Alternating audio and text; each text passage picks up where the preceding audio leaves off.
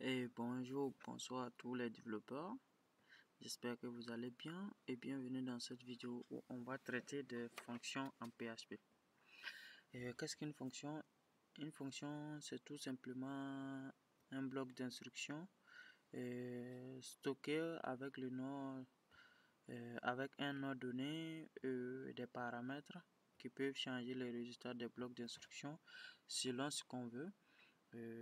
Qu'on peut appeler également à n'importe où dans notre code. En tout cas, dans une grande partie du code, à moins que ce soit pour des raisons que je ne sais pas, parce que souvent il y a des cas où certaines fonctions ne peuvent pas être appelées. Donc, je ne peux pas dire, en tout cas, on peut appeler dans une grande partie de notre code pour exécuter un certain nombre d'instructions pour nous faciliter un peu la tâche. Par exemple, des tâches qui sont répétitives et dans notre code, on peut les stocker dans une fonction et à chaque appel de la fonction, ça va faire cette tâche pour nous. Ok. Ceci étant, si la définition est claire, on va maintenant passer à la pratique. Mais avant de passer à la pratique, il y a quelques remarques que je vais soulever. C'est que les fonctions, les noms de fonctions ne peuvent pas commencer par des chiffres. Voilà. Vous ne pouvez pas nommer une fonction en commençant par 1 comme ça et mettre par exemple 1 et puis dire salut comme ça. Une fonction salut que vous voulez créer, commencer par un salut. Non, ça c'est pas possible. Les noms de fonctions également sont insensibles à la casse. Ça veut dire quoi? Si vous nommez une fonction salut comme ça et l'autre fonction salut avec S majuscule, c'est la même fonction. Donc faites attention à ce niveau pour ne pas nommer deux fonctions différentes avec des mêmes noms où la différence c'est uniquement que l'autre est majuscule et l'autre est minuscule. Donc faites attention à ça. Si vous faites ça, ça va refléter la même fonction pour PHP. Pour PHP, il va considérer que c'est la même fonction tout simplement. Donc ceci étant, on va passer à la syntaxe basique d'une fonction. La syntaxe basique d'une fonction, c'est tout simplement en PHP, c'est tout simplement comme ça. Function, vous écrivez le mot-clé function et ensuite vous mettez le nom de la fonction. Par exemple, si on veut créer une fonction salut, le nom de la fonction comme ça, salut, et les accolades, et ensuite vous ouvrez les parenthèses et ensuite vous ouvrez les accolades ou à l'intérieur des accolades vous allez mettre bloc d'instruction, tout simplement bloc d'instruction. Ça c'est la place de la bloc d'instruction qu'on va exécuter à l'intérieur de notre fonction. Donc voici la syntaxe de base d'une fonction. Exemple, si on veut par exemple créer une fonction qui va dire salut à l'utilisateur et qui va dire bonjour tout le monde tout simplement, une fonction sans paramètres, puisque en temps, ok, on va voir ça après. Ok, je vous explique tout simplement ça d'abord. Par exemple, je veux une fonction qui va afficher bonjour tout le monde. Donc à l'intérieur, j'ai écrit ma fonction et le nom salut, et ici je mets tout simplement écho. L'instruction que je vais exécuter c'est bonjour tout le monde, donc écho bonjour tout le monde, tout simplement comme ça. Donc je mets mon point virgule comme d'hab et je viens là, j'appelle, puisque si je fais ça, j'exécute, je viens dans mon navigateur Chrome. Si je viens dans mon navigateur, j'ai localhost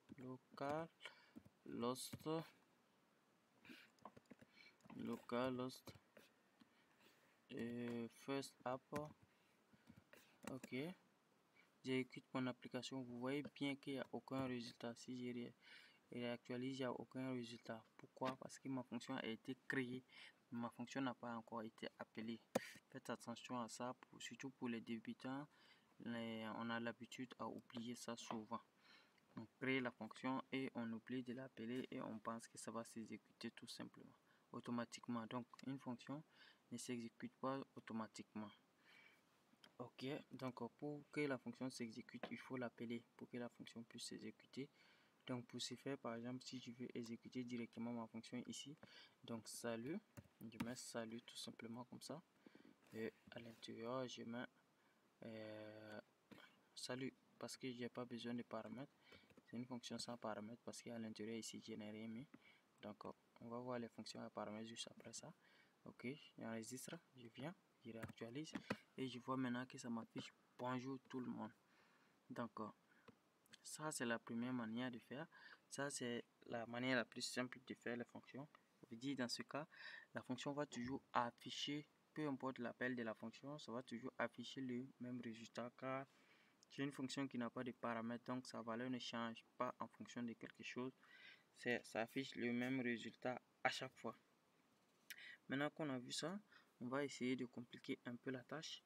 On peut vouloir que notre fonction affiche selon le paramètre, selon un certain nombre d'entrées.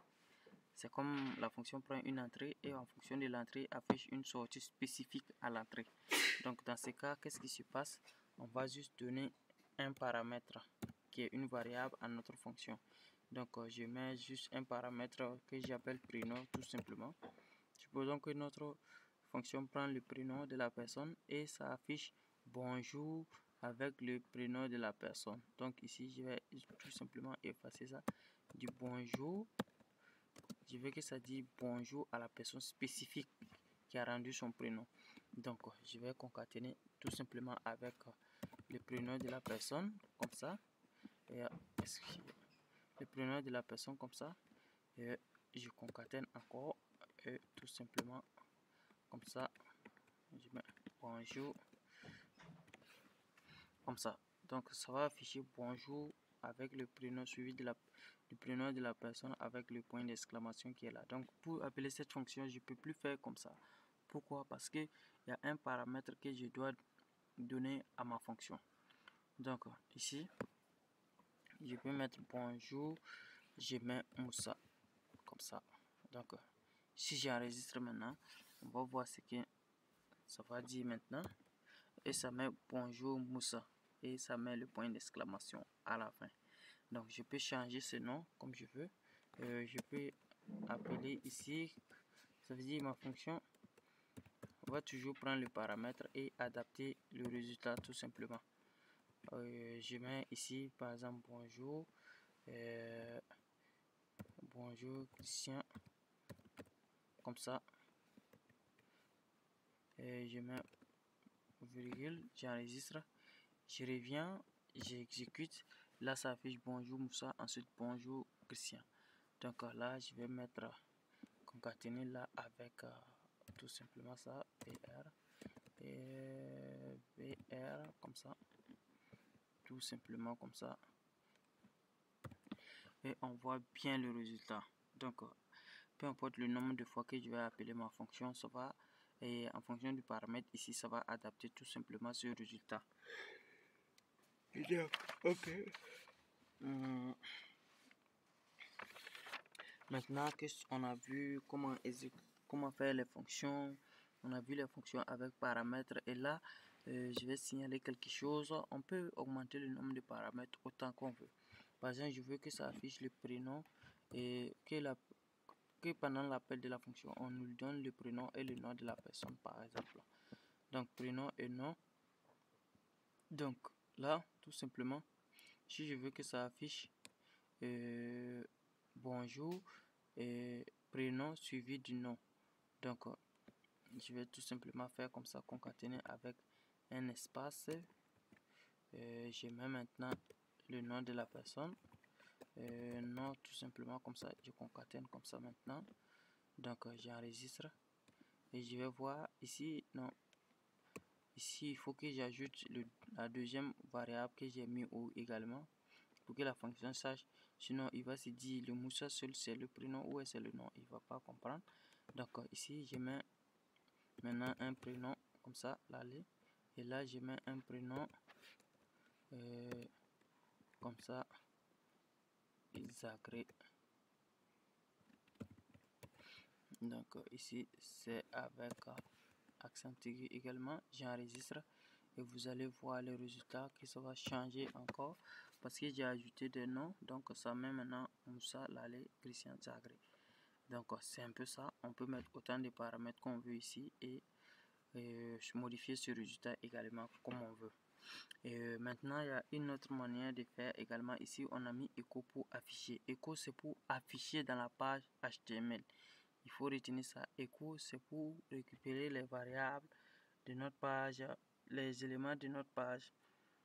C'est pour envoyer les éléments de notre page PHP vers la page HTML. Donc il faut retenir ça. Maintenant je veux voir quelques petits nuages avec vous. C'est pourquoi je parle de ça. Return.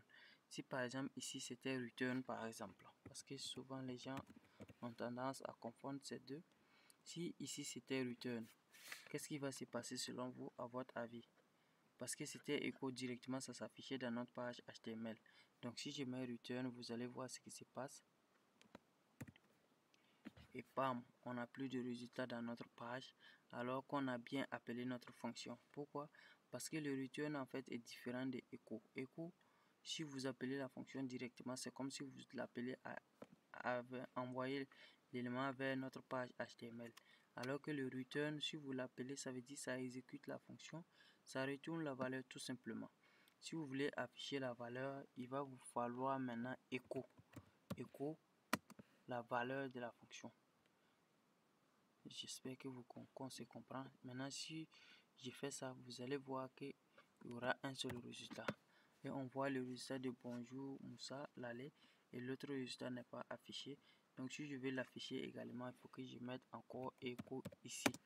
Donc, c'est ça la différence. Si vous faites une fonction avec return pour que la valeur puisse s'afficher dans la page, parce que le return, son rôle en fait c'est de retourner la valeur. Ça veut dire que la valeur ne sera pas envoyée dans la page, mais la valeur sera retournée. Ça veut dire on peut stocker cette valeur dans une variable, faire des manipulations sur cette valeur avant de le renvoyer dans la page HTML comme on veut. Par exemple, vous pouvez imaginer ici, j'ai juste envie d'ajouter quelque chose. Ici, je peux tout simplement concaténer ici une chaîne de caractères avec mon salut. Donc, je peux mettre tout ce que je veux ici et ensuite afficher. Donc, ça veut dire que je peux utiliser le résultat de ma fonction encore dans ma page avant de l'afficher comme je veux. Donc, par exemple, vous voyez ce texte qui s'est affiché ici. Alors que si c'est l'écho, quand je l'appelle directement, ça va afficher mon texte. Je n'aurai pas le temps d'ajouter des choses ici, à moins que je remette encore, je remonte dans la fonction pour modifier. Alors qu'avec le return, je peux récupérer le contenu pour faire des modifications avant de l'afficher dans ma page. Donc c'est ça la grande différence entre le return et echo tout simplement. Donc je crois qu'on a fait le tour de tout ce qui concerne les fonctions. Donc rendez-vous, ça c'est les fonctions que nous-mêmes on déclare, parce que je vous avais parlé des fonctions également que PHP a déjà écrit pour nous, qui est juste là pour qu'on l'exploite tout simplement. Donc rendez-vous dans la vidéo suivante où on va parler des différentes fonctions qui sont propres à PHP, qui sont déjà codées par PHP, qu'on peut utiliser tout simplement et qui nous facilite la tâche. Je vois ensemble c'est strlen comme ça. Donc qu'est-ce que strlen va nous permettre de faire? Strlen va nous permettre tout simplement de calculer le nombre de caractères qui constituent une chaîne de caractères ou un texte tout simplement. Donc si je donne à strlen ici bonjour à tous. Donc je vais vous montrer quelque chose. Si je mets le point virgule comme ça et j'enregistre, je viens dans mon navigateur Chrome, j'ouvre Chrome en attendant que ok, il faut que j'ouvre mon serveur d'abord. J'active mon serveur XAMPP Apache d'abord. Donc je vais dans XAMPP et Apache, j'active. Donc je reviens maintenant, je tape localhost slash. Maintenant, le nom de mon projet, c'est firstapp.php tout simplement. Et je tape, je vois que je n'ai aucun résultat. Pourquoi? Tout simplement parce qu'on avait expliqué dans la séance sur la définition des fonctions que si une fonction a été définie avec return, en l'appelant tout simplement comme ça, ce ne suffit pas pour afficher sa valeur dans notre navigateur. Donc pour afficher la valeur dans le navigateur, il faut echo cette valeur. Donc echo, c'est la fonction qui permet de transférer des données de PHP vers notre page HTML, ce qui est compréhensible au niveau du navigateur. Sinon, comme ça, la valeur est tout simplement retournée.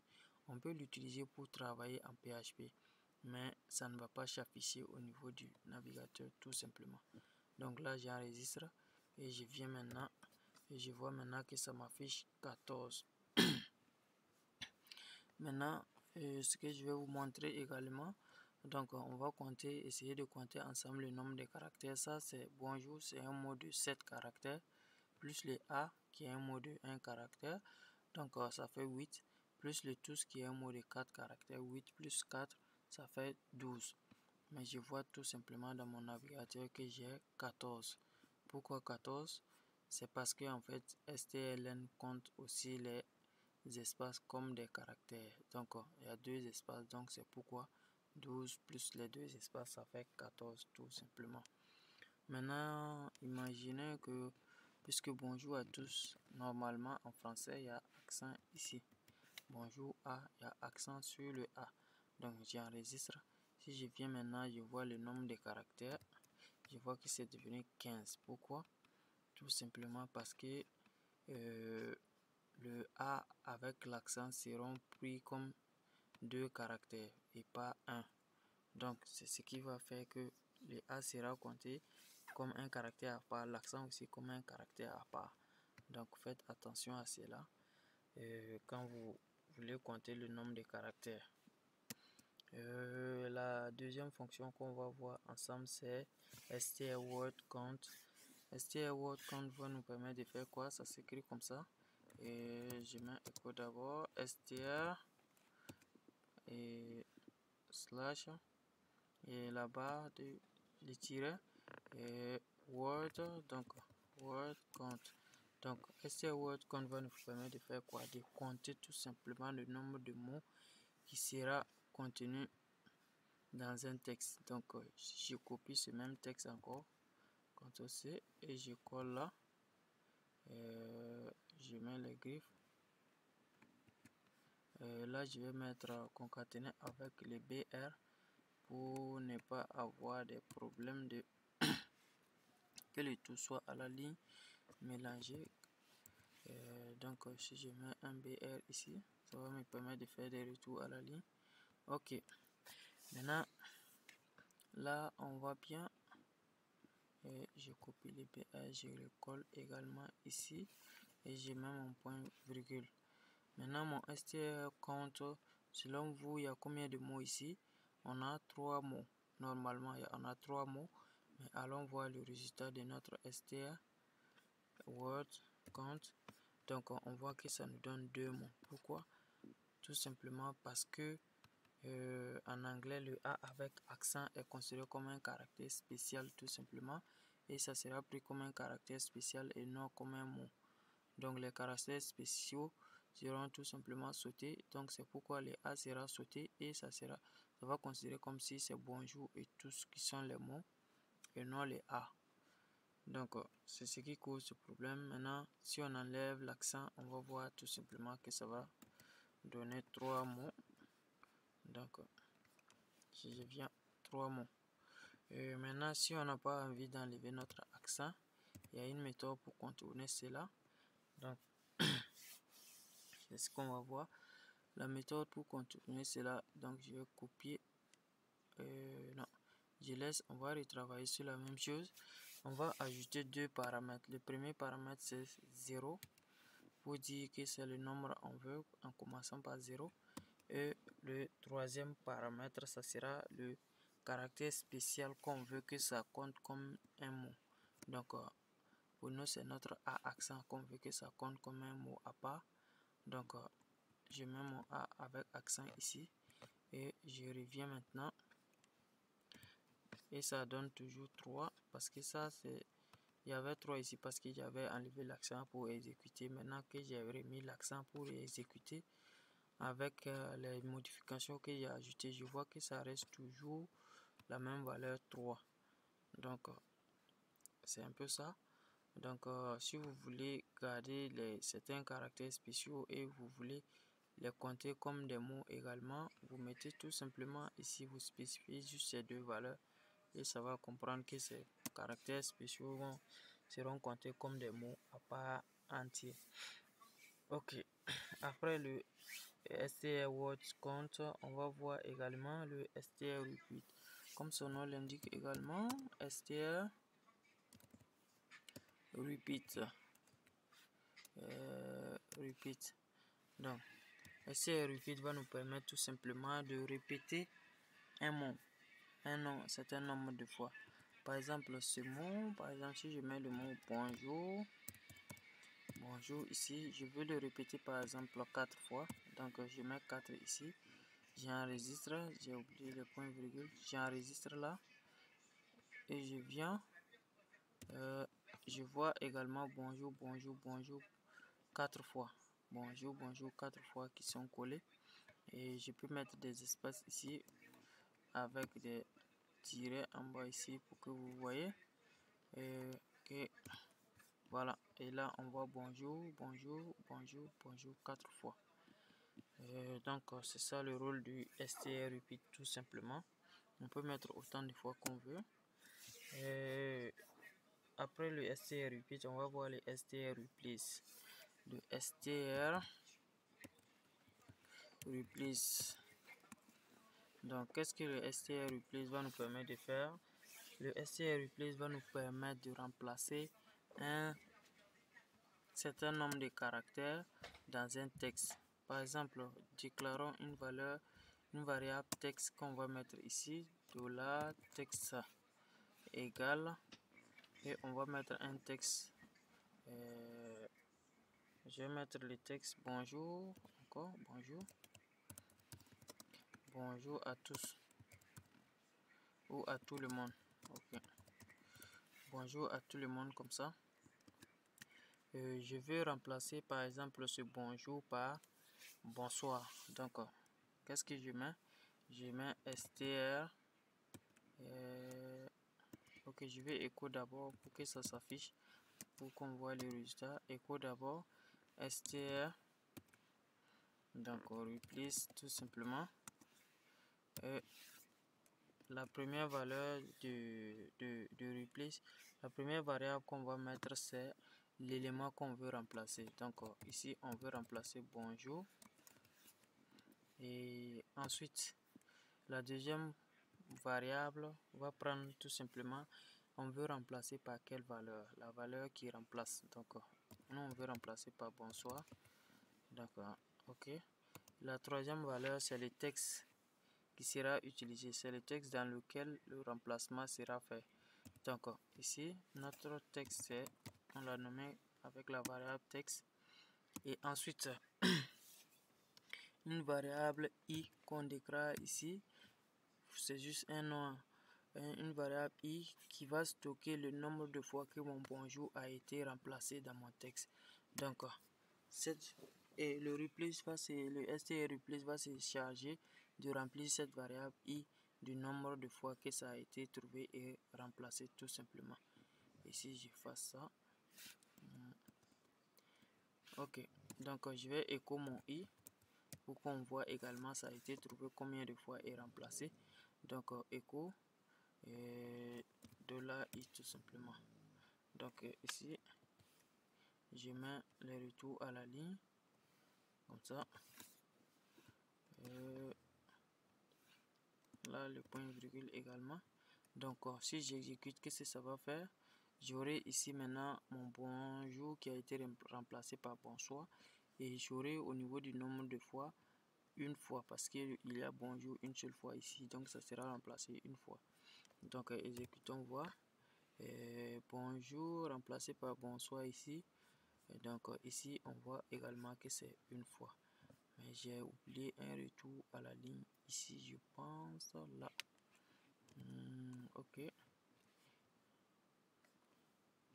Ok, voici bonsoir bien, et ici le nombre de fois ça fait 1. Maintenant si j'ajoute par exemple au lieu de bonjour tout le monde, je mets bonjour, bonjour encore, et bonjour encore. Ok, là c'est 3 fois, et on voit ça a été remplacé, tous les bonjours ont été remplacés, et ça a été trouvé 3 fois. Maintenant, ok, imaginez que j'ai remplacé ce B par B minuscule. Là j'exécute, et vous voyez que aucun des bonjours n'est remplacé. Maintenant tous les bonjours restent à leur place, et au niveau du nombre de remplacements on me met 0 tout simplement. Donc ça veut dire quoi? Que cette fonction est sensible à la cache. Donc forcément on doit écrire le mot textuellement, comme c'est dans les textes. Donc si on veut pas respecter ça, on veut tout simplement que ça ne soit pas sensible à la cache, on met tout simplement un i ici, donc ça devient stri replace. Donc là maintenant ça s'utilise de la même manière, exactement de la même manière, mais tout simplement cela va empêcher à ce que ça soit sensible à la cache. Donc si je reviens maintenant et je vois, je reviens à la normale, tous les bonsoirs sont remplacés, bonjour sont remplacés par bonsoir, et le nombre de fois ça fait 3 également. Donc c'est ça le rôle du iReplace. Ça nous aide à éviter en fait les sensibles à la cache, le fait que ce soit sensible à la cache. Ok, après ça, cette fonction, on va voir la fonction str2lower. str2lower va nous permettre de faire quoi? Ça va nous permettre tout simplement de transformer nos caractères tous en minuscules. Donc si je mets echo, si j'applique ça à mon texte qui est déjà écrit en haut là-bas, donc echo tout simplement str to lower, comme ça. Si j'applique ça à mon texte qui est dans la variable texte comme ça, donc on va voir que mon texte va s'afficher maintenant, la virgule. Là je n'oublie pas également de mettre mon retour à la ligne pour ne pas mélanger mes éléments. Ok, mon bonjour, bonjour, bonjour à tout le monde qui s'affiche maintenant en minuscule.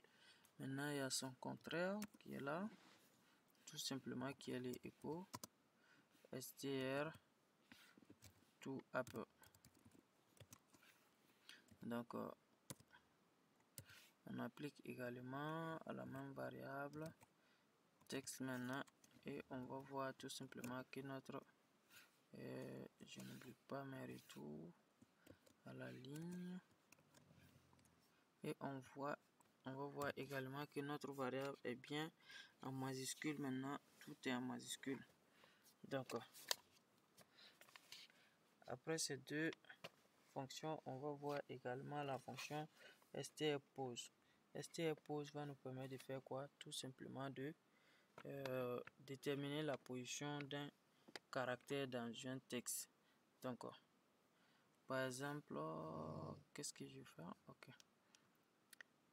je vais revenir ici.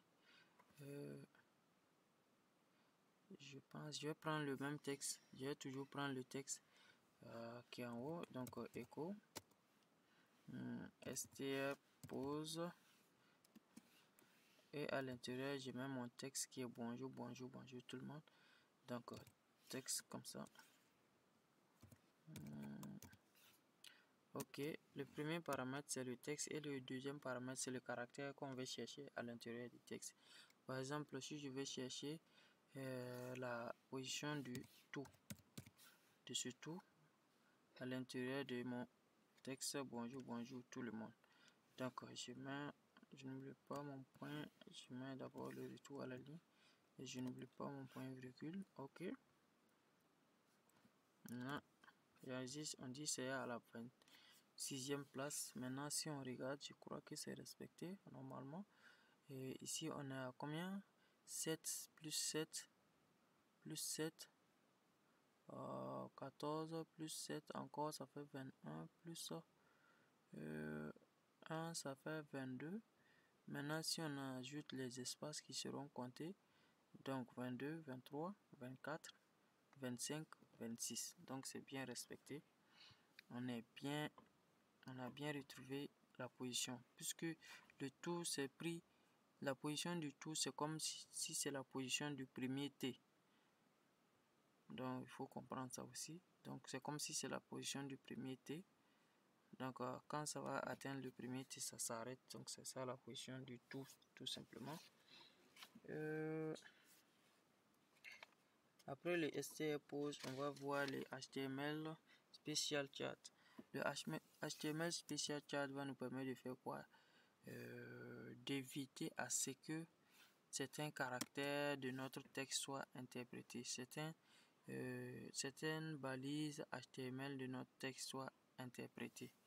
Imaginons par exemple, je déclare une autre variable que je vais nommer texte HTML comme ça.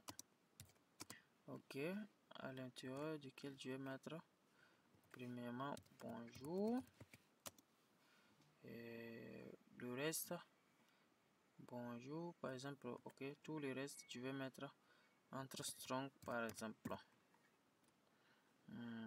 Bonjour à tout le monde, à tout le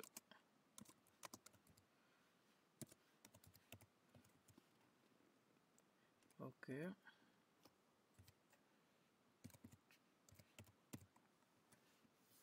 Comme ça, et je n'oublie pas BR. Ok, je ferme et j'enregistre. Donc si j'ai écho ça, si je mets écho ce texte, qu'est-ce qui va se passer?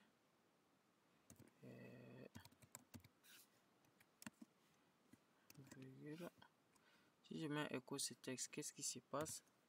On voit que ça affiche bonjour, mais le côté à tout le monde est en gras.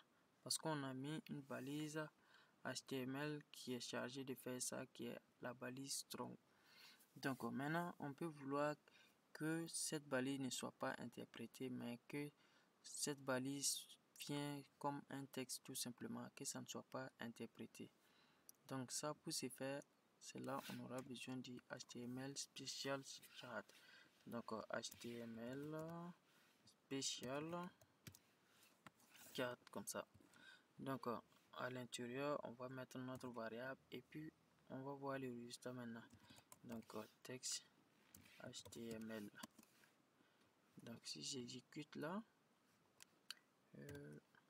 et on voit que le même texte est venu, mais c'est plus interprété et les strong s'affichent comme si ce sont des textes simples et rien n'est interprété. Donc ça va nous servir beaucoup pour la sécurité de nos formulaires, pour empêcher à ce que les utilisateurs insèrent des caractères, des balises HTML dans un formulaire afin de mélanger notre programme. Donc on va mettre des HTML Special Chat au niveau de chaque champ. Donc ce qui va faire que même quand tu rends un champ, des balises HTML au niveau du champ, ça ne sera pas tout simplement interprété et ça sera pris comme des textes tout simplement. Ok. Ensuite, après HTML Special Chat, on va voir le NL2BR. NL2BR. Qu'est-ce que le NL2BR va nous permettre de faire? Le NL2BR, NL2BR comme ça. BR plutôt, c'est pas NL2BR comme ça. Qu'est-ce que le NL2BR va nous permettre de faire? Le NL2BR va nous permettre à ce que les retours à la ligne dans notre chaîne de caractères soient interprétés comme des balises BR que j'aime mettre à la fin de chaque écho ici, comme des balises BR au niveau de notre page HTML. Par exemple, je mets un texte, par exemple, comme ça, un texte tout bête. Je mets bonjour, bonjour, comme ça, et je fais retour à la ligne. je mets tout le monde ici. Et je fais retour à la ligne encore.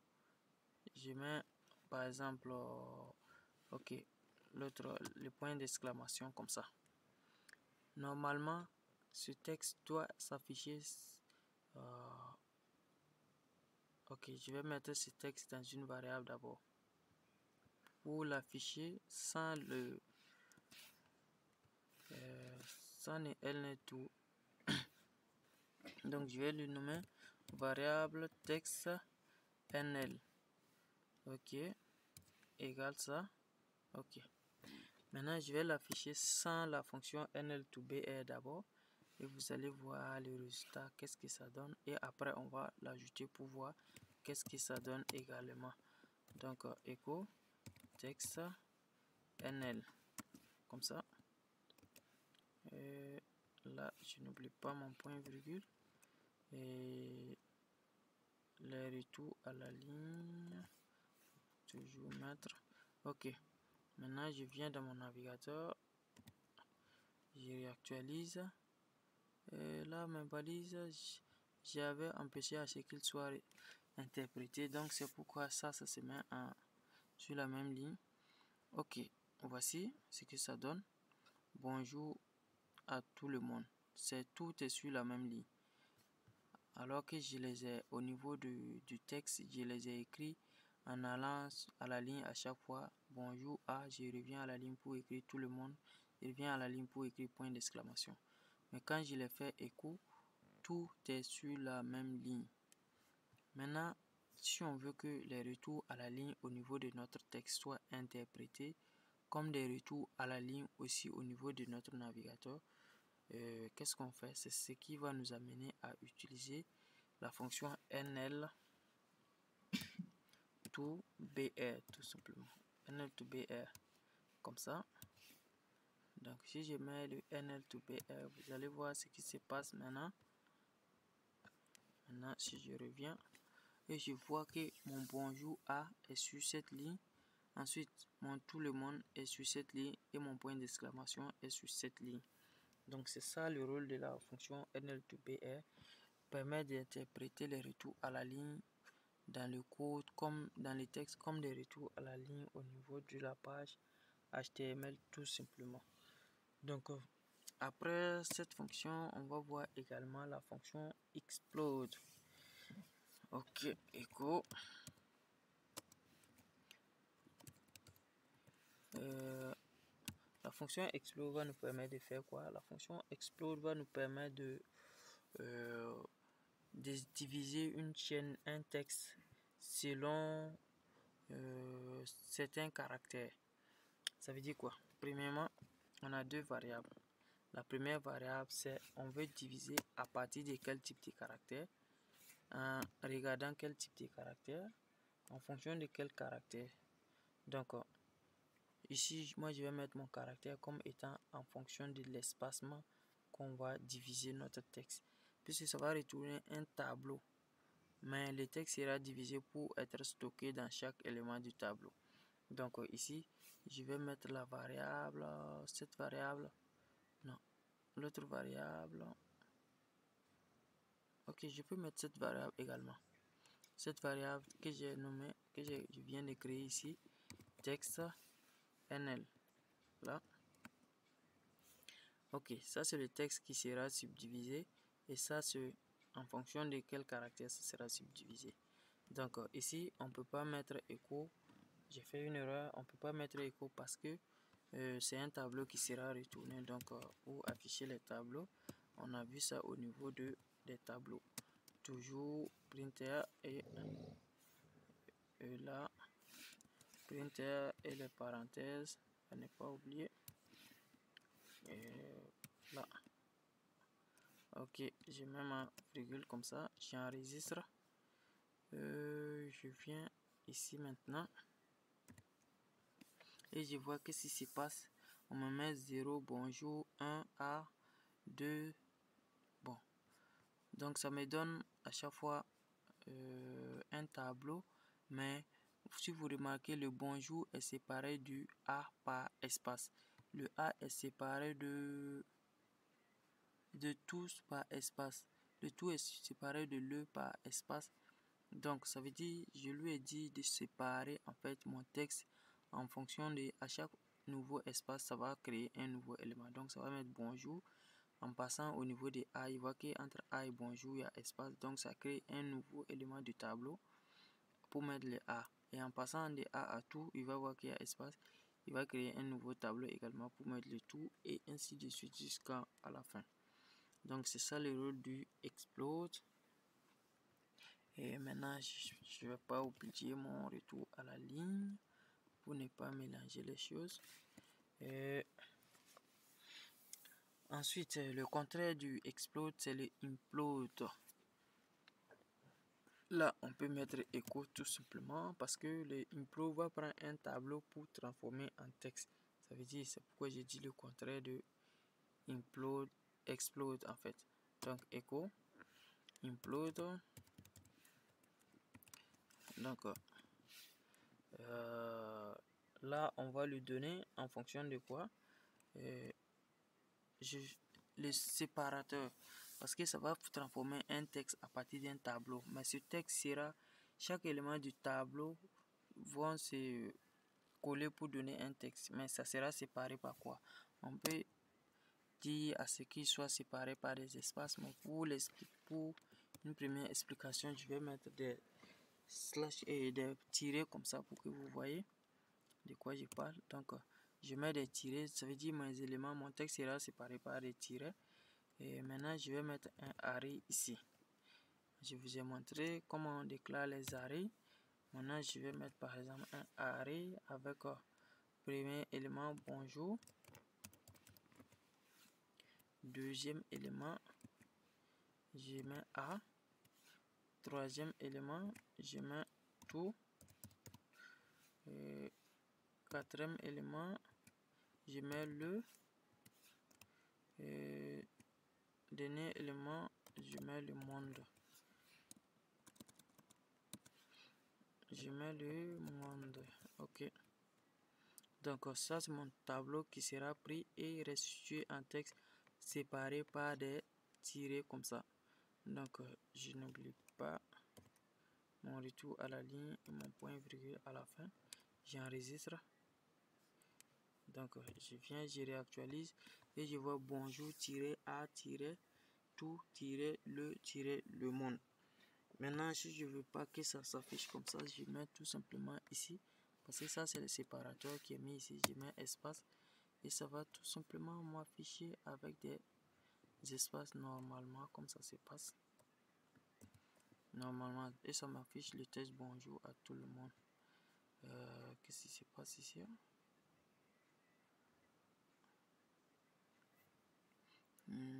Ici. Ici, je vais enlever ça ici. Et je vais mettre les échos à part là. Je vais mettre écho.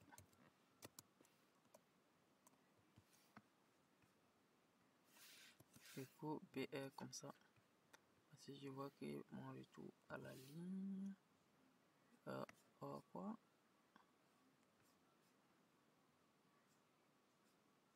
Et mon point virgule encore que j'ai oublié. Ok. Ok, maintenant tout est bien. Maintenant, la dernière fonction que je vais voir avec vous, c'est le split. STS split tout simplement. Le STS split est un peu comme le explode. Ça va prendre une chaîne de caractères et ça va transformer en tableau selon, mais pas selon un certain caractère, mais selon le nombre de caractères qu'on veut utiliser pour former notre tableau. Ok, donc on passe à la pratique de ça tout de suite pour que vous compreniez. Printer, ok. Puisque c'est un tableau, ça va transformer en un tableau, donc on est obligé d'utiliser printer et non echo. Donc str split comme ça, et à l'intérieur on veut par exemple le premier paramètre c'est la chaîne de caractères qu'on veut transformer en tableau. bonjour par exemple, et on veut séparer ça, chaque élément du tableau qui sera formé va contenir 2 caractères. Donc ça veut dire le bonjour sera séparé en bon, NG, OU et R. Donc si j'enregistre, je mets d'abord le point virgule et j'enregistre, et vous allez voir ce que ça donne. Et voici, je vois bien que le premier élément c'est BO, le deuxième élément NG, le troisième OU et le R à la fin. Donc si j'avais un autre élément ici, ça va transformer là-bas le R là aussi en 2 mots et ça aura RE. Donc c'est un peu ça. L'autre, ça utilise selon un caractère spécifique, mais lui il utilise selon le nombre d'éléments qu'on veut, le nombre de caractères qu'on veut par élément du tableau. Donc c'est un peu ça. On va s'arrêter là. Il y a plusieurs milieux de fonctions en PHP, donc on ne peut pas tout voir. Je pense que j'ai choisi ce qui est important, en tout cas les fonctions qui sont importantes que vous aurez besoin certainement. Et les prochaines semaines, on se voit dans une autre vidéo pour ce qui concerne les fonctions sur les tableaux. Donc à bientôt.